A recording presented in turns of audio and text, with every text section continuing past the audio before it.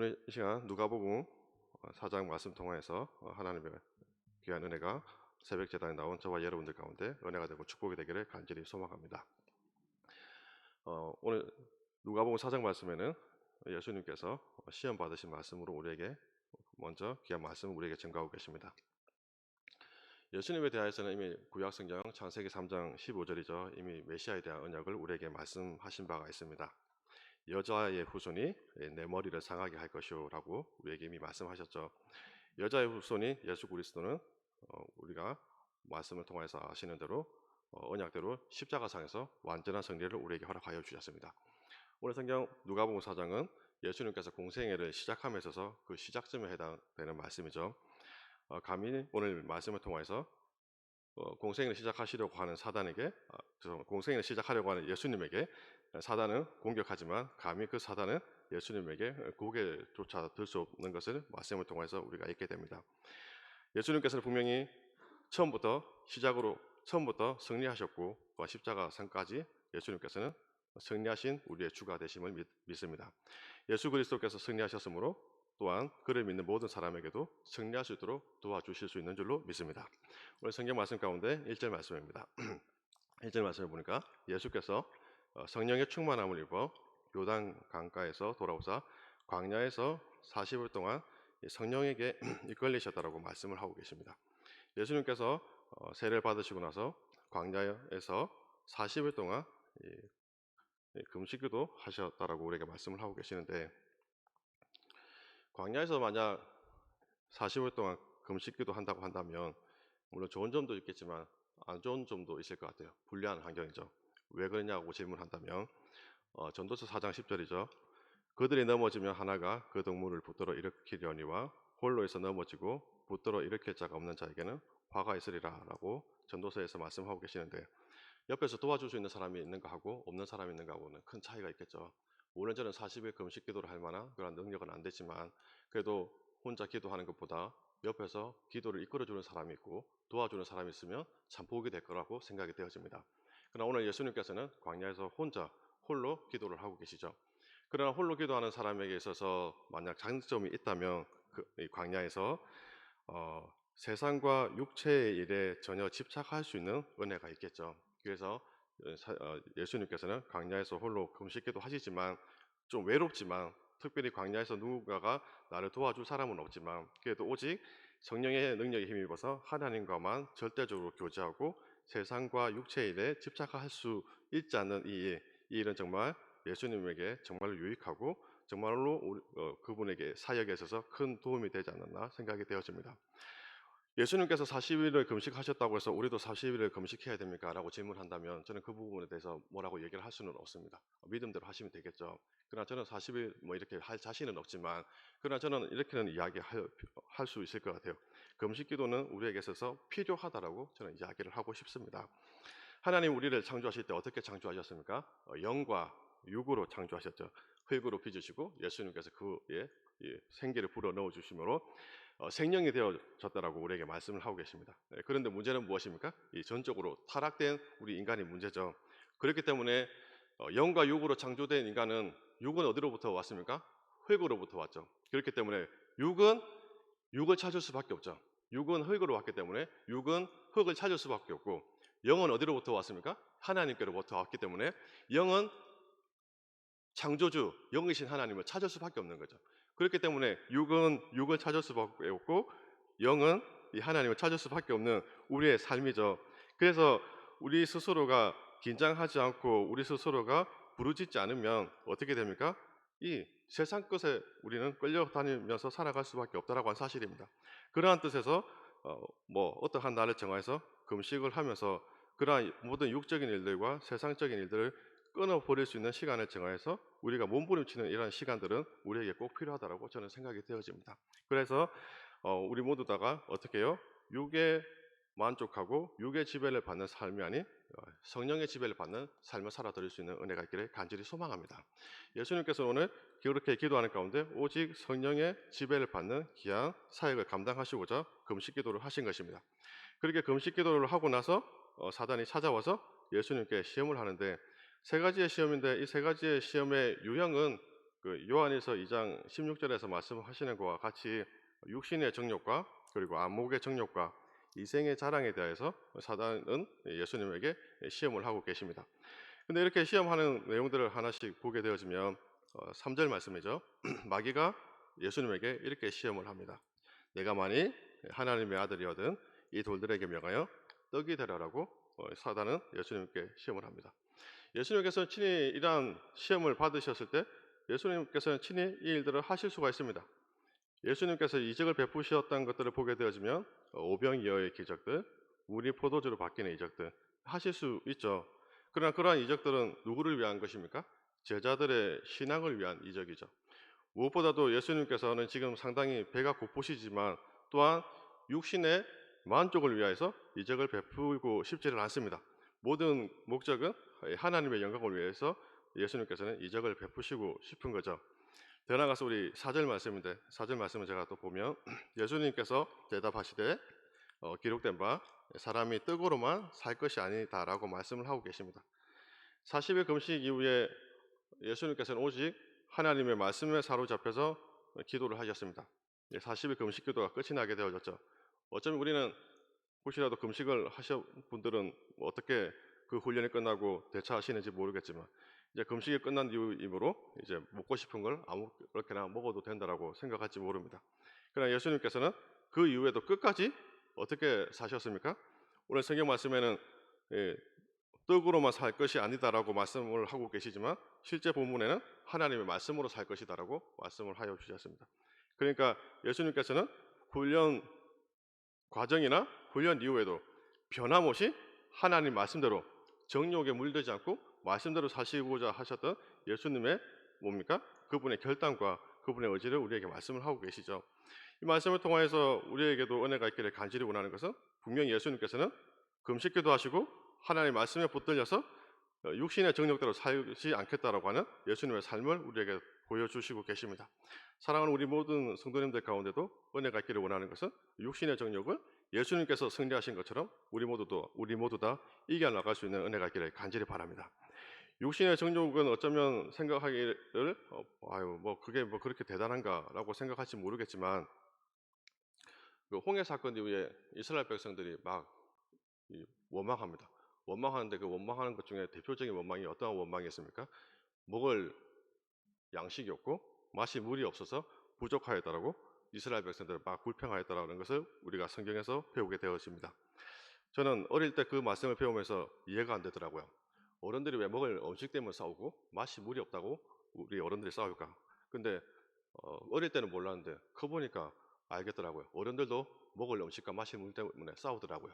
아무튼 이러한 일들을 보게 되어지면서 우리에게는 어쩌면 육신의 정욕이 전혀 지배를 받지 않을 것이라고 생각되어질지 모르겠지만 하나님의 큰 은혜를 체험하였음에도 불구하고 육신의 정욕이 좀처럼 사라지지 않는 게 우리들의 모습이죠. 그러나 기억하기를 간절히 원하는 것은 예수님께서는 그 육신의 정욕을 하나님의 말씀으로 이겨내셨다라고 하는 사실입니다. 사랑하는 우리 모두에게도 은혜가 있기를 간절히 원합니다. 육신의 정욕대로 살아가는 것이 아니라 육신의 정욕은 하나님의 말씀으로 정복해야 되는 것입니다. 5절하고 7절입니다. 예수님께서 또다시 마귀에게 시험을 당하시죠. 5절 말씀해 보니까 마귀가 또 예수를 이끌고 올라가서 순식간에 천하 만국을 보이셨다라고 말씀을 하고 계십니다. 어떻게 천하 만국을 순식간에 마귀가 예수님께 보여줄 수 있습니까? 라고 질문한다면 순식간에 보여줄 수 있었던 그 이유는 마귀가 예수님에게 어떠한 환영으로 예수님께 자신이 지배하고 있는 세상, 그러니까 제약된 세상이죠. 아무래도 제약된 세상은 이 사탄 마귀가 주인님으로, 그러므로 본인이 이렇게 이야기를 하죠. 이것은 내게 넘겨준 것이므로. 당연하죠. 세상의 주인은 누가 되십니까? 원수 사단이죠. 제약된 세상. 그렇기 때문에 자기에게 넘겨준 것이라고 떳떳하게 이야기를 하고, 그리고 그것을 예수님에게 환상으로 보여주시는 가운데 당신이 나에게 엎드려 절을 한다면 내가 이것을 당신에게 줄 것입니다 라고 이야기를 하는 것입니다. 그러나 분명히 우리에게 말씀하고 계십니다. 예수님께서는 그러한 사탄의 제안에 예수님께서 하시는 말씀은 8절입니다. 예수께서 대답하여 이르시되 기록된 바 주 너의 하나님께만 경배하고 다만 그를 섬기라라고 말씀을 하고 계십니다. 세상 나라에서 주인은 원수 사단일지 모르겠지만 그러나 예수 그리스도께서 구속사 사역을 통해서 사단의 권세를 멸하시고 그 사탄의 권세를 어떻게 해요? 천사를 통하여서 우정경에 임봉하게 될 것이고, 그 권세는 깨뜨려질 것이고 다시금 하나님의 나라가 세상을 지배하게 될 것입니다. 그래서 오늘 이 세상 가운데 분명히 원수 사탄이 지배하는 세상의 나라도 있고, 그러나 분명히 예수 그리스도를 통해서 새롭게 펼쳐진 하나님 나라, 이 두 나라가 있는데, 오늘 사탄은 어떻게 해요? 세상 나라를 향해서 엎드려 절을 하라라고 말씀을 하고 계십니다. 이러한 시험은 우리 가운데 또 동일하게 주어지지 않을까 생각이 되어집니다. 세상 가운데 살아가지만 우리는 하나님을 믿는 하나님의 백성인 줄로 믿습니다. 세상 나라 가운데 살아가지만 예수를 믿는 저와 여러분들은 세상과 타협하지 않기를 간절히 바랍니다.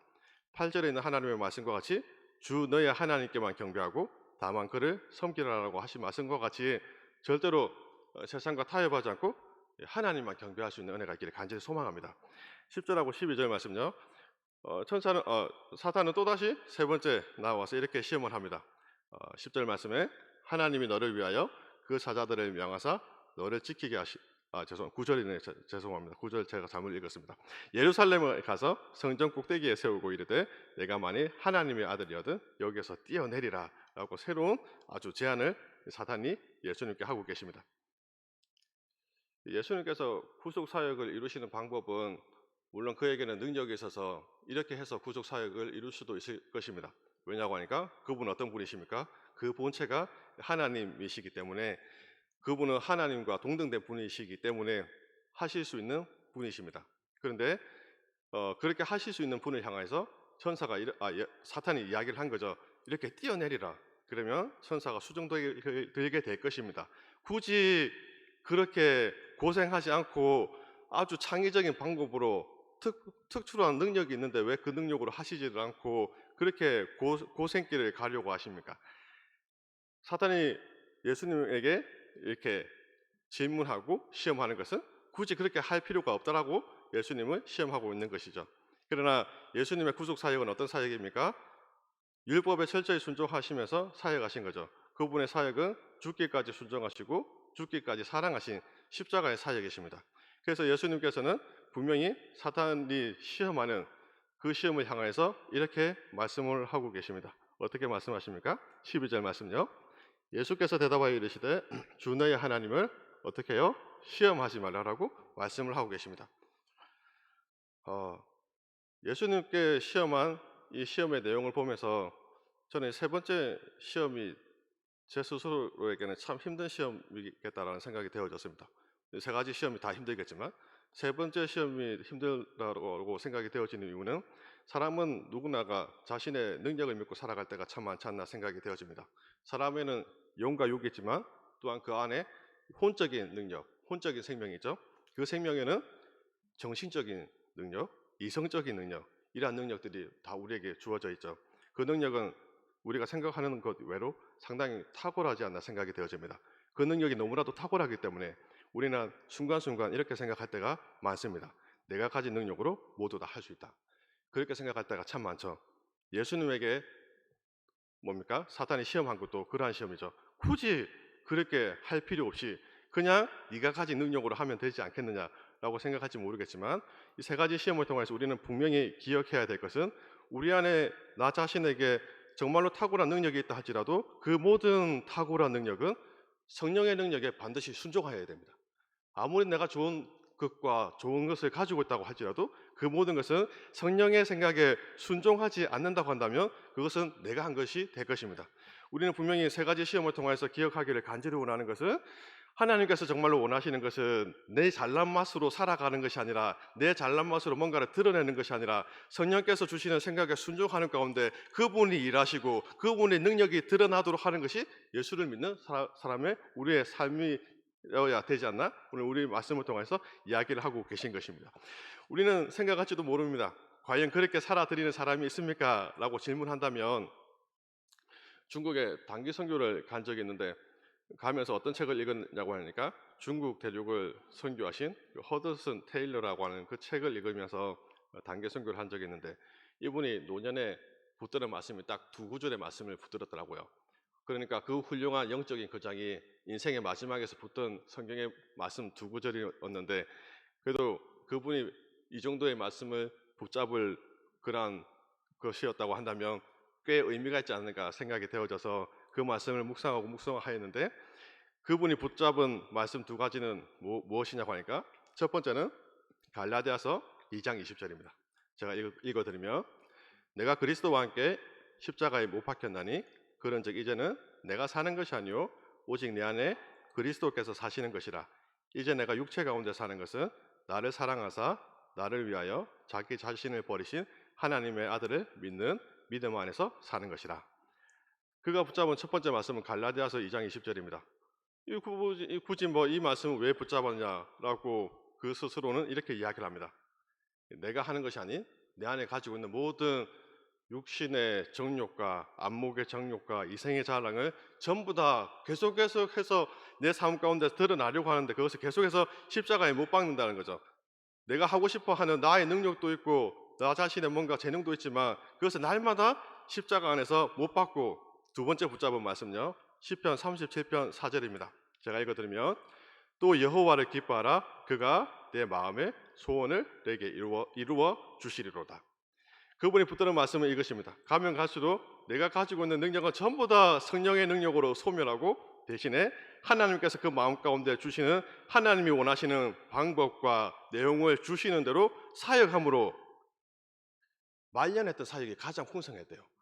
소실적에 처음부터 젊었을 때부터 뭐 아주 젊고 어느 정도 사역이 뭐 원숙해질 때까지 사역을 하였지만, 그래도 그때 하였던 사역보다도 사역의 노년에 이 두 구절의 말씀을 붙들고 이 두 구절의 말씀대로 한 결과 노년에 했던 사역이 가장 풍성하였다라고 이야기를 합니다. 왜 그러합니까? 자신이 가지고 있는 모든 능력들을 믿고 그것으로 하려고 하였지만 결국에는 뚜껑을 열어보니까 뭐 그렇게 시원치 않더라고 하였더라고 하는 것입니다. 그러나 자신이 죽고 십자가에 자신의 모든 정욕을 못 받고 대신에 하나님께 순종하고 하나님께서 원하시는 방식대로 내용대로 한 결과, 그분이 이루신 결과 더 큰 사역들을 이루어 주셨다라고 그는 자신의 자서전에서 이야기를 하고 계십니다. 오늘 이까지의 말씀을 보면서 우리 모두에게도 귀한 은혜가 있기를 간절히 원하는 것은, 육신의 정욕과 안목의 정욕과 이생의 자랑, 이것은 세상으로부터 온 것입니다. 예수님께서 말씀으로 이것들을 승리하여 주셨습니다. 그러므로 우리 역시도 주 예수께서 말씀으로 승리하신 것처럼 우리도 말씀으로 승리하기를 간절히 원합니다. 그리고 승리한 이후에 예수께서 살아가셨던 그 구속의 방법대로 우리도 예수님을 따라가기를 간절히 바랍니다. 하나님께서 이루시는 그 일들, 내가 이루시는 것이 아니라 하나님께서 하시는 그 일들, 하나님께서 이루어 주심으로 말미암아 더 큰 일들을 할 수 있게 될 줄로 믿습니다. 귀한 하나님의 은혜가 우리 모두에게 임하기를 간절히 소망합니다. 네, 기도하겠습니다. 좋으신 아버지 하나님 감사드립니다. 하나님, 우리와 함께하여 주시고 우리의 도움이 되시는 하나님을 찬양합니다. 아버지 하나님, 큰 은혜를 우리에게 허락하여 주셔서 이 땅에 살아가는 동안에 육신의 정욕과 안목의 정욕과 이생의 자랑으로 인해서 아버지 하나님이여 그들과 그러한 정욕들과 타협하지 않기를 간절히 소망합니다. 예수님께서 믿음으로 말씀으로 승리하신 것과 같이 우리도 말씀으로 승리하게 하여 주시고, 아버지 하나님이여 내 안에 가지고 있는 모든 정욕들과 욕심들을 십자가에 못 박을 수 있도록 도와주시옵소서. 그리고 아버지 하나님이여 내 힘으로 살아들이지 않도록 하나님이여 축복하여 주시옵소서. 아버지 하나님이여 나의 삶 가운데 주 예수님께서 친히 나를 통해서 일하여 주시고 나를 통해서 그분께서 그 일들을 하실 수 있도록 나를 주님께 내어드릴 수 있도록 축복하여 주시옵소서. 아버지 하나님, 그러한 사람들을 살 때 더욱더 풍성한 은혜와 열매를 맺게 될 줄로 믿사오니 아버지 하나님이여 믿음의 사람들로 믿음으로 살아드릴 수 있도록 아버지 하나님이여 우리를 도우시고 축복하여 주시옵소서. 이 시간 귀한 예물을 하나님께 드립니다. 드린 손길들을 주님께서 축복하여 주시고 모든 기도의 제목들마다 더 풍성한 은혜로 함께하여 주시기를 간절히 원하며 예수 그리스도의 이름으로 기도합니다. 아멘. 하늘에 계신 우리 아버지, 아버지의 이름을 거룩하게 하시며 아버지의 나라가 오게 하시며 아버지의 뜻이 하늘에서와 같이 땅에서 이루어지게 하소서. 오늘 우리에게 일용할 양식을 주시고 우리가 우리에게 잘못한 사람을 용서하여 준 것 같이 우리 죄를 용서하여 주시고 우리를 시험에 빠지지 않게 하시고 악에서 구하소서. 나라와 권능과 영광이 영원히 아버지의 것입니다. 아멘.